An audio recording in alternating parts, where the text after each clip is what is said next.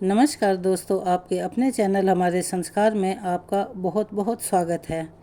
आज हम आपके लिए लेकर आए हैं आषाढ़ मास कथा अध्याय 24। शुरू करने से पहले अगर आप हमारे चैनल पर नए हैं और अभी तक आपने चैनल को सब्सक्राइब नहीं किया है तो प्लीज़ हमारे चैनल को सब्सक्राइब कर लें, वीडियो को लाइक करें, ज़्यादा से ज़्यादा शेयर करें ताकि यह कथाएं और लोग भी सुन सकें, उन्हें भी इनके श्रवण का लाभ प्राप्त हो सके। बेल आइकन को दबाना ना भूलें ताकि हमारी आगे आने वाली वीडियो की जानकारी आपको नोटिफिकेशन के जरिए मिल जाया करे।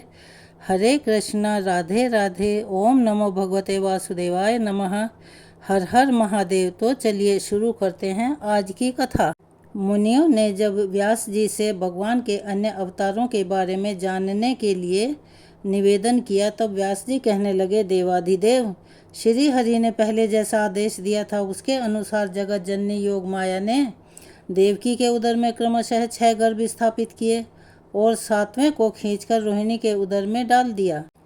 फिर तीनों लोगों का उपकार करने के लिए साक्षात श्री हरि ने देवकी के गर्भ में प्रवेश किया और उसी दिन योग निद्रा यशोदा के उदर में प्रविष्ट हुई। भगवान विष्णु के अंश के भूतल पर आते ही आकाश में ग्रहों की गति यथावत होने लगी, समस्त ऋतुएं सुखदायिनी हो गई। देवकी के शरीर में इतना तेज आ गया कि कोई भी उनकी ओर आंख उठाकर नहीं देख सकता था। देवतागण स्त्री पुरुषों से अदृश्य रहकर अपने उदर में श्री विष्णु को धारण करने वाली माता देवकी का प्रतिदिन स्तवन करने लगे। देवतागण बोले, हे देवी, तुम स्वाहा, तुम स्वधा और तुम ही विद्या, सुधा और ज्योति हो। इस पृथ्वी पर संपूर्ण लोकों की रक्षा करने के लिए ही तुम्हारा अवतार हुआ है। तुम प्रसन्न होकर संपूर्ण जगत का कल्याण करो। हमारी प्रसन्नता के लिए उन परमेश्वर को अपने गर्भ में धारण करो जिन्होंने स्वयं संपूर्ण जगत को धारण कर रखा है। इससे पहले के अध्याय में जहाँ पर आपने एक जगह पर श्रावण मास का नाम सुना था कि भगवान कृष्ण का जन्म श्रावण मास में हुआ था, वहाँ पर उनका अर्थ भाद्रपद समझना चाहिए, जहाँ अमावस्या के बाद शुक्ल पक्ष से मास का आरंभ माना जाता है। वहाँ की मास गणना को दृष्टि में रखकर श्रावण मास कहा गया है और जहाँ कृष्ण पक्ष से मास का आरंभ होता है वहाँ वह तिथि भाद्रपद मास में ही होगी। इस प्रकार देवताओं द्वारा की हुई स्तुति को सुनती हुई माता देवकी ने जगत की रक्षा करने वाले कमल नयन भगवान विष्णु को अपने गर्भ में धारण किया। फिर वह शुभ समय भी आ गया जबकि समस्त विश्व रूप कमल को विकसित करने के लिए महात्मा श्री विष्णु रूपी सूर्य देव का देवकी रूपी प्रभात बेला में उदय हुआ। आधी रात का समय था। मेघ मंद मंद स्वर में गरज रहे थे। शुभ मुहूर्त में भगवान जगन्नाथ प्रकट हुए। तब इस शुभ अवसर पर सभी देवता फूलों की वर्षा करने लगे। विकसित नीलकमल के समान श्याम वर्ण श्री वत्स चिन्ह से सुशोभित वक्ष स्थल वाले चतुर्भुज बालक को उत्पन्न हुआ देख परम बुद्धिमान वसुदेव जी ने उल्लास पूर्व वचनों में भगवान का स्तवन किया। कंस से भयभीत होकर कहने लगे, शंख चक्र और गदा धारण करने वाले हे देव देवेश्वर, मैंने जान लिया है कि आप साक्षात भगवान हैं, परंतु हे देव, आप मुझ पर कृपा करके अपने इस दिव्य रूप को छिपा लीजिए। आप मेरे भवन में अवतीर्ण हुए हैं, यह बात जान लेने पर कंस अभी मुझे कष्ट देगा। देवकी भी कहने लगी, जिनके अनंत रूप हैं कि संपूर्ण विश्व जिनका ही स्वरूप है, जो गर्भ में स्थित होकर भी अपने शरीर से संपूर्ण लोकों को धारण करते हैं और जिन्होंने अपनी माया से ही बाल रूप धारण किया है, वे देव देवेश्वर प्रसन्न हों। हे आप अपने इस चतुर्भुज रूप का उपसंहार कीजिए। दैत्यों का संहार करने वाले देवेश्वर, आपके इस अवतार का वृतांत कंस ना जानने पाए, ऐसी कृपा कीजिए। तब देवकी वसुदेव से श्री भगवान इस प्रकार कहने लगे, हे देवी, पूर्व जन्म में तुमने मुझ जैसे पुत्र पाने की अभिलाषा से जो मेरा स्तवन किया था वह आज सफल हो गया, क्योंकि आज मैंने तुम्हारे उदर से जन्म लिया है। मुनिवर यह कहकर भगवान मौन हो गए तथा वसुदेव जी भी रात में ही उन्हें लेकर घर से बाहर निकल गए। वसुदेव जी के जाते समय पहरा देने वाले मथुरा के द्वारपाल योग निद्रा के प्रभाव से ही अचेत हो गए थे। उस रात में बादल वर्षा कर रहे थे। यह देख शेषनाग ने छत्र की भांति अपने फनों से भगवान को ढक लिया और वे वसुदेव के पीछे पीछे चलने लगे। मार्ग में अत्यंत गहरी यमुना जी बह रही थी। उनके जल में नाना प्रकार की सैकड़ों लहरें उठ रही थी, किंतु भगवान विष्णु को ले जाते समय वे वसुदेव जी के घुटनों तक ही होकर बहने लगी। वसुदेव जी ने उसी अवस्था में यमुना जी को पार किया। उन्होंने देखा नंद आदि बड़े बूढ़े गोप राजा कंस का कर लेकर यमुना के तट पर आए हुए हैं। इसी समय यशोदा जी ने भी योग माया को कन्या रूप में जन्म दिया, परंतु वे योग निद्रा से मोहित थी, अतः पुत्र है या पुत्री इस बात को वे जान ही नहीं सकी। प्रसूति गृह में और भी जो स्त्रियां थी वे भी सबके सब निद्रा के कारण अचेत पड़ी हुई थी। वसुदेव जी ने चुपके से अपने बालक को यशोदा की शैया पर सुला दिया और कन्या को लेकर तुरंत ही उल्टे पैर वापस लौट आए। जागने पर यशोदा ने देखा कि मेरे नील कमल के समान श्याम सुंदर बालक उत्पन्न हुआ है। इससे उन्हें बड़ी ही प्रसन्नता हुई। उधर वासुदेव जी भी कन्या को लेकर अपने घर लौट आए और देवकी के बिस्तर पर उसे सुलाकर पहले की तरह ही मौन बैठ गए। इतने में ही बालक के रोने का शब्द सुनकर पहरा देने वाले द्वारपाल सहसा उठ खड़े हुए।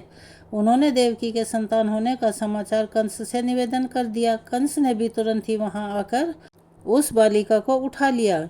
देवकी रुधे हुए कंठ से छोड़ दो इसे ऐसा कहकर उसे रोकती ही रह गई, मगर कंस ने उसकी एक नहीं सुनी और कंस ने देखते ही देखते उस कन्या को एक शिला पर दे मारा, किंतु वह आकाश में ही ठहर गई और आयुध सहित 8 बड़ी बड़ी भुजाओं वाली देवी के रूप में प्रकट हुई। उसने ऊंचे स्वर में अट्टहास किया और कंस से रोषपूर्वक कहने लगी, ओ कंस, मुझे पटकने से क्या लाभ हुआ? जो तेरा वध करेंगे वो तो प्रकट हो ही चुके हैं। देवताओं के सर्वस्व भूत वे श्री हरि पूर्व जन्म में भी तेरे काल थे। इन सब बातों पर विचार करके तू शीघ्र ही अपने कल्याण का उपाय कर। ऐसा कहकर देवी कंस के देखते ही देखते आकाश मार्ग से चली गई। उनके शरीर पर दिव्य हार, दिव्य चंदन और दिव्य आभूषण शोभायमान हो रहे थे और सिद्धगण उनकी स्तुति कर रहे थे। फिर कंस के मन में बड़ा उद्वेग हुआ। उसने प्रलंब सहित केशी तथा सभी प्रधान असुरों को बुलाकर कहा, महाबाहु प्रलभ, केशी, उलभ और पूतना, अरिष्ट आदि अन्य सभी वीरों के साथ तुम लोग मेरी बात ध्यानपूर्वक सुनो। दुरात्मा देवताओं ने मुझे मार डालने का यत्न प्रारंभ किया है, किंतु वे मेरे पराक्रम से भली भांति पीड़ित हो चुके हैं, अतः मैं उन्हें वीरों की श्रेणी में नहीं गिनता। दैत्य वीरों, मुझे तो कन्या की कही हुई बात आश्चर्य सी प्रतीत होती है। देवता मेरे विरुद्ध प्रयास कर रहे हैं कि जानकर मुझे हंसी आ रही है। फिर भी दैत्य असुरों, अब हमें उन दुष्टों का और अधिक अपकार करने की चेष्टा करनी चाहिए। देवकी के गर्भ से उत्पन्न हुई बालिका ने यह भी कहा है कि भूत, भविष्य और वर्तमान के स्वामी विष्णु जो पूर्व जन्म में मेरी मृत्यु के कारण बन चुके हैं, कहीं ना कहीं उत्पन्न हो गए हैं। अतः इस भूतल पर बालकों का दमन का हमें विशेष प्रयास करना चाहिए। जिस बालक में बल की अधिकता जान पड़े उसे यत्न पूर्वक मौत के घाट उतार देना चाहिए। असुरों को ऐसी आज्ञा देकर कंस अपने घर गया और विरोध छोड़कर वसुदेव तथा देवकी से बोला, मैंने आप दोनों के इतने बालक व्यर्थ में ही मार डाले। मेरे नाश के लिए तो कोई दूसरा ही बालक प्रकट हो चुका है। आप लोग दुख मत कीजिए, आपके बालकों की भविष्य ऐसी ही थी। आयु पूरी होने पर भला कौन नहीं मारा जाता। इस प्रकार सांत्वना देकर कंस ने उन दोनों के ही बंधन खोल दिए और उन्हें सभी प्रकार से संतुष्ट किया। फिर वह अपने महल के भीतर चला गया। इधर बंधन से मुक्त होने पर वसुदेव जी नंद के छकड़े के पास आए। वहां नंद बड़े प्रसन्न दिखाई दे रहे थे। मुझे पुत्र हुआ है यह सोचकर वे फूले नहीं समाते थे। वसुदेव जी ने कहा, बड़े सौभाग्य की बात है कि इस समय वृद्धा अवस्था में आपको पुत्र हुआ है। अब तो आप लोगों ने राजा का वार्षिक कर चुका दिया होगा। जिसके लिए यहाँ आए थे वह काम पूरा हो गया। यहाँ किसी श्रेष्ठ पुरुष को अधिक नहीं ठहरना चाहिए। नंद जी, जब यह कार्य हो गया तब आप लोग यहाँ क्यों बैठे हुए हैं? शीघ्र ही अपने गोकुल में जाइए। वहाँ रोहिणी के गर्भ से उत्पन्न मेरा भी एक बालक है, उसका भी अपने ही पुत्र की भांति लालन पालन कीजिएगा। वसुदेव जी के ऐसा कहने पर नंद आदि गोप छकड़ा कर वहाँ से तुरंत ही चल दिए। उनके गोकुल में रहते समय रात में बालकों की हत्या करने वाली पूतना आई और सोए हुए कान्हा को लेकर अपना स्तन पिलाने लगी। पूतना रात में जिस जिसके मुख में अपना स्तन डालती थी उस बालक का शरीर क्षण भर में ही निर्जीव हो जाता था। श्री कृष्ण ने उसके स्तनों को दोनों हाथ से पकड़कर खूब जोर से दबाया और क्रोध में भरकर उसके प्राणों सहित उसका दूध पीना प्रारंभ कर दिया। उस राक्षसी के शरीर के नसनाड़ियों के बंधन छिन्न भिन्न हो गए और वह जोर जोर से कराहती हुई धरती पर गिर पड़ी। मरते समय उसका शरीर बड़ा भयंकर हो गया था। पूतना की चीत्कार सुनकर समस्त ब्रजवासी भय के मारे जाग उठे। उन्होंने आकर देखा पूतना मरी पड़ी है और श्री कृष्ण उनकी गोद में बैठे हैं। यह देखकर माता यशोदा भय के मारे थर्रा उठी और श्री कृष्ण को शीघ्र ही गोद में उठाकर गाय की पूंछ घुमाने आदि के द्वारा अपने बालक के ग्रह दोष को शांत किया। नंद ने भी गाय का गोबर लेकर श्री कृष्ण के मस्तक पर लगाया और उनकी रक्षा करते हुए इस प्रकार बोले, समस्त प्राणियों की उत्पत्ति करने वाले भगवान श्री हरि, जिनके नाभि कमल से संपूर्ण जगत उत्पन्न हुआ है, तुम्हारी रक्षा करें। जिनकी दाढ़ के अग्रभाग पर रखी हुई यह पृथ्वी संपूर्ण जगत को धारण करती है, वे वाराह रूपी धारी केशव तुम्हारी रक्षा करें, जो एक ही क्षण में वामन से विराट बन गए और 3 पगों से ही पूरी त्रिलोकी को नाप दिया और नाना प्रकार के अस्त्र शस्त्रों से संपन्न दिखाई देने लगे। वे वामन भगवान तुम्हारी रक्षा करें। तुम्हारे सिर की गोविंद तथा कंठ की केशव रक्षा करें। मुख बाहु प्रभाहु अर्थात कोहनी के नीचे के भाग, मन और संपूर्ण इंद्रियों की अखंड ऐश्वर्यशाली अविनाशी भगवान नारायण रक्षा करें। भगवान बैकुंठ दिशाओं में, मधुसूदन विदिशाओं में अर्थात कोणों में, ऋषिकेश आकाश में और पृथ्वी को धारण करने वाले भगवान अनंत पृथ्वी पर तुम्हारी रक्षा करें। इस प्रकार नंद गोप द्वारा स्वस्ति वाचन होने पर बालक श्री कृष्ण छकड़े के नीचे एक सुंदर से खटोले पर सुलाए गए। गोपों को मरी हुई पूतना का विशाल शरीर देखकर अत्यंत भय हुआ। एक दिन की बात है, मधुसूदन श्री कृष्ण छकड़े के नीचे सोए हुए थे।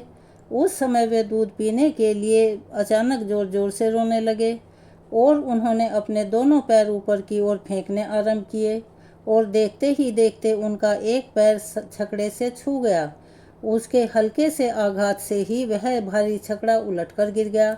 उस पर रखे हुए घड़े और मटके आदि भी टूट फूट गए। उस समय समस्त गोपियां हाहाकार करते हुए वहां आ पहुंचे। उन्होंने देखा बालक श्री कृष्ण उतान सोए हुए हैं। तब गोपों ने पूछा, आखिरकार किसने इस छकड़े को उलट दिया? वहीं पर कुछ बालक भी खेल रहे थे। उन्होंने कहा, इसी बच्चे ने गिराया है जो इस छकड़े के नीचे सोया हुआ है। यह सुनकर उन लोगों को आश्चर्य हुआ। नंद गोप ने अत्यंत विस्मित होकर उस बालक को गोद में उठा लिया। यशोदा भी आश्चर्यचकित होकर टूटे फूटे भांडों के टुकड़े और छकड़े की दही, फूल, फल और अक्षत से उनकी पूजा करने लगी। एक दिन वासुदेव जी की प्रेरणा से गर्ग जी गोकुल में आए। अन्य गोपों से छिपे छिपे ही उन्होंने उन दोनों बालकों के द्विजोचित संस्कार किए। उनके नामकरण संस्कार करते समय परम बुद्धिमान गर्ग जी ने बड़े बालक का नाम राम और छोटे का कृष्ण रख दिया। थोड़े ही दिनों में वे दोनों बालक महाबलवान के रूप में प्रसिद्ध हो गए। घुटनों के बल से चलने के कारण उन दोनों के घुटनों और हाथों में रगड़ पड़ गई थी और वे शरीर में गोबर और राख लपेटे इधर उधर घूमा करते थे। यशोदा और रोहिणी उन्हें रोक नहीं पाती थी। कभी गौओं के बाड़े में खेलते खेलते बछड़ों के बाड़े में चले जाते, कभी उसी दिन पैदा हुए बछड़ों की पूंछ पकड़कर खींचने लगते। वे दोनों बालक एक ही स्थान पर साथ साथ खेलते और अत्यंत चंचलता दिखाया करते थे। एक दिन जब मैया यशोदा उन्हें किसी प्रकार से रोक नहीं सकी, तब उनके मन में कुछ क्रोध हो आया। उन्होंने अनायास ही बड़े बड़े कार्य करने वाले श्री कृष्ण की कमर में रस्सी कस दी और उन्हें उखल से बांध दिया।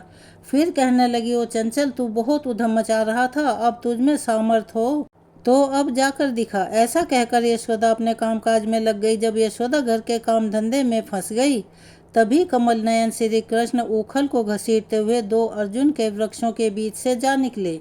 यह दोनों वृक्ष जुड़वां उत्पन्न हुए थे। उन वृक्षों के बीच में तिरछी पड़ी हुई ओखल को जैसे ही उन्होंने खींचा, उसी समय ऊंची शाखाओं वाले वे दोनों वृक्ष जड़ सहित उखड़कर धरती पर गिर पड़े। वृक्षों के उखड़ते समय बड़ी जोर से कड़कड़ाहट की आवाज़ हुई। उसे सुनकर समस्त ब्रजवासी वहां पर दौड़े हुए आए। आने पर सबने देखा कि दोनों महावृक्ष पृथ्वी पर गिरे पड़े हैं। उनकी मोटी मोटी डालियां और पतली पतली शाखाएं भी टूट टूट कर बिखर गई हैं और उन दोनों के बीच में बाल कृष्ण मंद मंद मुस्कुरा रहे हैं। उनके खुले हुए मुख में थोड़े से नन्हे नन्हे दांत भी झलक रहे हैं। उनकी कमर में खूब कसकर रस्सी बंधी हुई है उदर में दाम यानी कि रस्सी बंधने के कारण श्री कृष्ण की दामोदर के नाम से प्रसिद्धि हुई। फिर नंद आदि समस्त बड़े बूढ़े गोप, जो बड़े बड़े उत्पातों के कारण बहुत डर गए थे, उद्विग्न होकर आपस में सलाह करने लगे, अब हमें इस स्थान पर रहने की कोई आवश्यकता नहीं है, किसी दूसरे महान वन में चलना चाहिए। यह नाश के कारण अनेक उत्पात देखे जाते हैं, जैसे पूतना का विनाश, छकड़े का अचानक उलट जाना और बिना आंधी वर्षा के ही दोनों वृक्षों का गिर जाना आदि। अतः हम सब विलंब न करते हुए शीघ्र ही यहाँ से वृंदावन को चल सकते हैं। जब तक कोई भूमि संबंधी दूसरा महान उत्पात ब्रज को नष्ट ना कर दे, तब तक ही हमें उसकी व्यवस्था कर लेनी चाहिए। इस प्रकार वहाँ से चले जाने का निश्चय करके समस्त ब्रजवासी अपने अपने कुटुंब के लोगों से कहने लगे कि शीघ्र चलो, विलंब मत करो। तो फिर एक ही क्षण में छकड़ों और गवों के साथ सभी लोग वहाँ से चल दिए। बछड़ों के चारवाहे झुंड के झुंड एक साथ होकर उन बछड़ों को चराते हुए चल रहे थे। ब्रज का वह खाली किया हुआ स्थान अन्न के दाने बिखरे होने के कारण क्षण भर में ही कौवे आदि पक्षियों से व्याप्त हो गया। लीला पूर्वक सब कार्य करने वाले भगवान कृष्ण ने गवों की अभ्युदय की कामना से अपने शुद्ध अंतकरण के द्वारा नित्य वृंदावन धाम का चिंतन किया। इसीलिए अत्यंत रुक्ष ग्रीष्म काल में भी वहाँ सब और वर्षा काल की तरह नई नई हरी हरी घास उग गई। वृंदावन में पहुंचकर वह समस्त गोप गव्यों का समुदाय चारों ओर से अर्धचंद्राकार छकड़े लगाकर बस गया। फिर बलराम और श्री कृष्ण बछड़ों की चारवाही करने लगे, अर्थात वे ग्वाला बन गए। गोशट में रहकर वे दोनों भाई अनेक प्रकार की बाल लीलाएं किया करते, मोर के पंख का मुकुट बनाकर पहनते, जंगली फूलों को कानों में धारण करते, कभी मुरली बजाते और कभी पत्तों को लपेटकर उन्हीं के छेद से तरह तरह की ध्वनि निकाला करते। दोनों काक पक्षधारी बालक हंसते खेलते हुए उस महान वन में विचरण किया करते थे। कभी आपस में ही एक दूसरे को हंसाते और खेलते और कभी दूसरे ग्वाल बालों के साथ बालोचित क्रिया करते फिरते थे। इस प्रकार कुछ समय बीत जाने पर बलराम और श्री कृष्ण 7 वर्ष के हो गए। जो संपूर्ण जगत का पालन करने वाले हैं, वे उस महाब्रज में बछड़ों के पालक बने हुए थे। धीरे धीरे ग्रीष्म ऋतु के बाद वहाँ वर्षा का समय आया। मेघों की घटा से संपूर्ण आकाश ढक गया। निरंतर धारावाह वृष्टि होने से संपूर्ण दिशाएं एक सी जान पड़ती थी। पानी पड़ने से नई नई घास उग आई थी। स्थान स्थान पर वीर बहुटियों से पृथ्वी आच्छादित हो गई थी।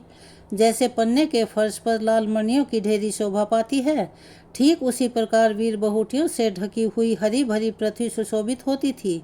जैसे नूतन संपत्ति पाकर उद्यत मनुष्यों के मन में कुमार्ग में प्रवृत्त होने लगते हैं, ठीक उसी प्रकार वर्षा के जल से भरी हुई नदियों का पानी बांध तोड़कर तट के ऊपर बहने लगा। संध्या होने पर महाबली बलराम और श्री कृष्ण इच्छा अनुसार ब्रज में लौट आते और अपने समवयस्क अर्थात अपने हम उम्र ग्वाल बालों के साथ देवताओं की तरह क्रीड़ा किया करते थे। आज इस कथा को यहीं विराम देते हैं। इसके आगे का वृतांत अगली वीडियो में सुनेंगे। उस वीडियो का इंतज़ार ज़रूर कीजिएगा। अगर आप हमारे चैनल पर नए हैं और अभी तक आपने चैनल को सब्सक्राइब नहीं किया है, तो प्लीज़ हमारे चैनल को सब्सक्राइब कर लें। वीडियो को लाइक करें, ज़्यादा से ज़्यादा शेयर करें, ताकि यह जानकारी, यह कथा दूसरे लोगों को भी सुनने को मिल सके और उन्हें भी इसका लाभ प्राप्त हो। बेल आइकन को दबाना ना भूलें, ताकि हमारी आगे आने वाली वीडियो की जानकारी आपको नोटिफिकेशन के जरिए मिल जाया करे। कमेंट्स बॉक्स में हर हर महादेव, हरे कृष्णा, राधे राधे, ओम नमो भगवते वासुदेवाय नमः लिखना ना भूलें। अपना प्यार और सहयोग हमें ऐसे ही देते रहें। धन्यवाद।